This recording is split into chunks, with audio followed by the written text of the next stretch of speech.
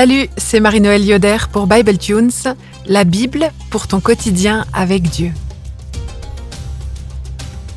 Le texte pour aujourd'hui se trouve dans le livre d'Esther, Esther 9, les versets 20 à 32, et je les lis dans la traduction Nouvelle Français courant. Mardochée rédigea des lettres et les envoya à tous les Juifs qui vivaient dans les provinces proches ou lointaines du royaume de Xerxès. Il leur demandait de célébrer une fête chaque année, les 14e et 15e jours du mois nommé Adar. En effet, ces jours-là, les Juifs s'étaient débarrassés de leurs ennemis. Ce mois-là, leur détresse s'était transformée en joie et leur malheur en bonheur. Ils devaient donc se souvenir de ces événements en faisant la fête dans la joie, en s'envoyant des cadeaux les uns aux autres et en faisant des dons aux pauvres. Les Juifs suivirent les instructions de Mardochée et la fête, célébrée une première fois, devint une tradition.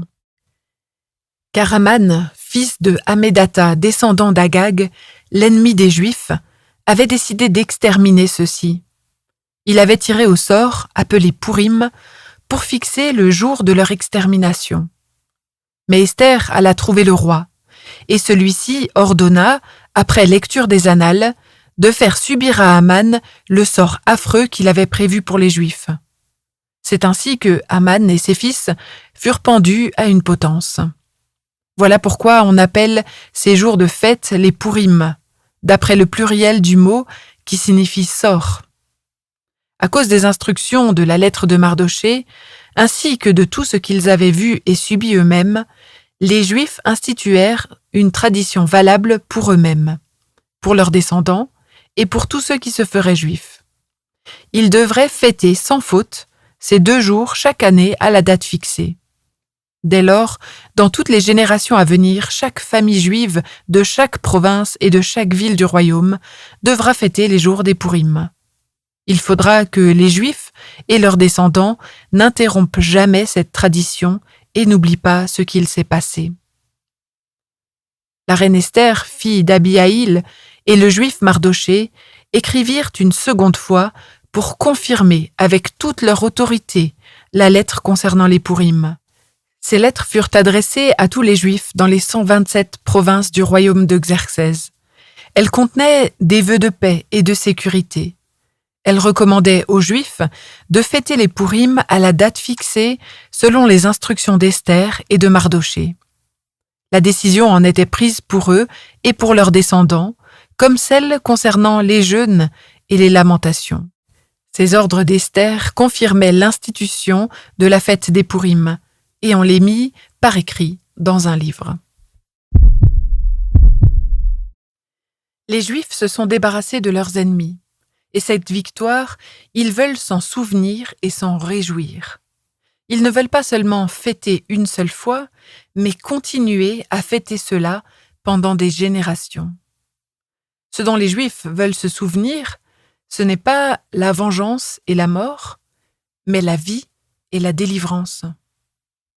Pour cela, Mardochée rédige une première lettre. Il consigne le tout par écrit, pas toute l'histoire d'Esther, mais en tout cas les derniers événements qui ont conduit à la délivrance du peuple juif. Il écrit pour que les générations à venir puissent avoir une explication de la fête de Pourim. Tu le sais peut-être, mais la pédagogie rabbinique marche sous forme de questions-réponses. Les enfants apprennent à répondre à une série de questions pour apprendre les bases de la foi. Et le texte de Mardochée propose une explication claire avec une vertu pédagogique. Quand les rabbins poseront la question aux enfants « Pourquoi fêtons-nous Pourim ?», les enfants pourront répondre « Parce que Mardochée et Esther ont ordonné que ces jours soient célébrés par tous les Juifs année après année, en souvenir d'un temps où les Juifs ont triomphé sur leurs ennemis. » Observer Pourim, les 14 et 15 du mois d'Adar, ce n'est pas juste un encouragement, c'est un commandement.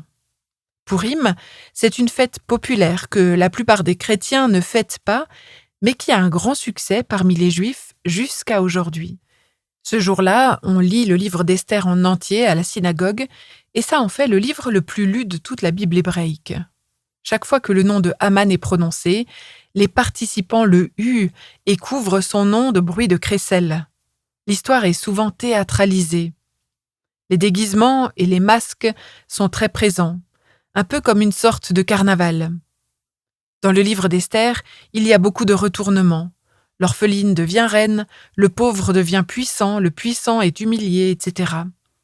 Et les masques illustrent bien ce caractère versatile de la vie. Mais il parle aussi de l'identité cachée d'Esther en tant que juive et de la présence cachée de Dieu qui se dessine tout au long de l'histoire.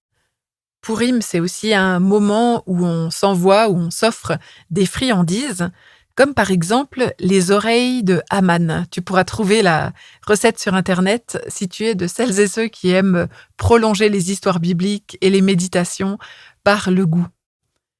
Un autre aspect évident suite à la lecture de ce livre d'Esther, c'est le fait que des festins sont organisés. Alors on y mange de la viande, mais la boisson y occupe une place centrale, comme dans les banquets du livre d'Esther. Selon certaines traditions talmudiques, on doit même boire jusqu'au point de ne plus pouvoir distinguer entre la phrase « Béni soit Mardoché » et la phrase « Maudit soit Haman ». C'est dire le taux d'alcoolémie qu'il faut avoir. Et c'est aussi un jour de solidarité et de justice avec les plus pauvres. Le texte donne les explications de ce mot « Pourim ». Pourim vient du mot « pour » qu'on retrouve au chapitre 2, verset 7, et où le jour du massacre est tiré au sort. On pourrait penser que l'origine du mot est hébreu, mais Daniel Arnold indique que ce mot viendrait plutôt du babylonien « pourou », une manière d'indiquer que consulter les dés du hasard est résolument une pratique païenne. Si dans l'histoire il n'est officiellement question que d'un seul sort qui est tiré pour déterminer la date du massacre, l'utilisation du pluriel dans le mot Pourim est une belle manière de dire que ce sont tous les hasards de manière générale, qui sont entre les mains de Dieu. Le livre d'Esther légitime la célébration de la fête de Pourim. Il n'y a pas de mention ailleurs dans la Bible protestante, c'est le seul lieu où on mentionne cette fête. Le seul autre livre qui mentionne cette fête est dans les Bibles catholiques, dans 2 Maccabées, et Pourim est appelé le jour de Mardoché. La plupart des fêtes juives sont soutenues par l'autorité de Moïse. On trouve leur institution dans le livre de l'Exode et dans le livre du Lévitique. Mais il y a 2 exceptions à ça, c'est la fête de Pourim et la fête de Hanouka. Ces 2 fêtes, elles sont basées sur des événements historiques du peuple juif. Mais elles ont été simplement rajoutées au calendrier par des sages au fil de l'histoire. Pendant Pourim, il est par exemple permis de travailler, le repos n'est pas obligatoire. Pour la petite histoire, j'assistais à la célébration de Pourim à la synagogue locale. Je m'étais mise discrètement au fond, très intéressée par tout ce qui se passait. Et j'avais naïvement apporté mon téléphone portable pour suivre le texte en français dans mon application Bible. Pendant la lecture du rouleau, qui était faite en hébreu, qui était chantée en hébreu, je me repérais au nom propre. Vashti, qui est surtout présente dans le chapitre 1, Esther qui arrive au chapitre 2, Haman au chapitre 3, etc. À la sortie, mon ami m'a dit « Tu as de la chance, je crois que l'utilisation de ton téléphone ne pose pas problème le jour de Pourim. Mais ça serait pas passé un jour de sabbat ou lors d'autres fêtes. » Un grand moment de solitude. Finalement, avec cette première lettre, on aurait pu avoir une bonne fin pour ce livre. Mais la reine Esther, fille d'Abihaïl et le juif Mardoché, dont on insiste cette fois-ci sur le fait qu'ils sont bien juifs, mais aussi encore tous les 2 présents, écrivent encore une seconde fois. La première lettre expliquait la fête de Pourim et ordonnait la fête. La deuxième apporte encore quelques précisions. Cette fois-ci, les lettres sont envoyées spécifiquement à tous les Juifs dans les 127 régions. Elles contiennent des vœux de paix et de sécurité et 2 précisions qui font référence au chapitre 4. Le jeûne, en référence au jeûne d'Esther, avant la rencontre risquée avec le roi, mais aussi la lamentation, en référence à la lamentation bruyante de Mardoché lorsqu'il apprend l'existence de l'édit de mort. Le fait qu'Esther écrive cette deuxième lettre et qu'on insiste encore sur le fait qu'elle l'ait fait dans le dernier verset n'est pas anecdotique. Esther a pleinement sa place, une place de reine aux côtés de Mardochée et du roi Xerxès. Lors de la fête de Pourim, le texte d'Esther est lu dans son intégralité. Mais une autre prière est mentionnée après la lecture du rouleau. La prière intitulée Asher Eni. Je te la lis. Béni sois-tu, Éternel notre Dieu, Roi de l'univers, qui prend en main notre cause, juge notre procès, venge notre injustice, qui inflige une juste rétribution à tous les ennemis de notre âme, qui exerce la vengeance d'Israël contre ses oppresseurs et qui apporte la délivrance.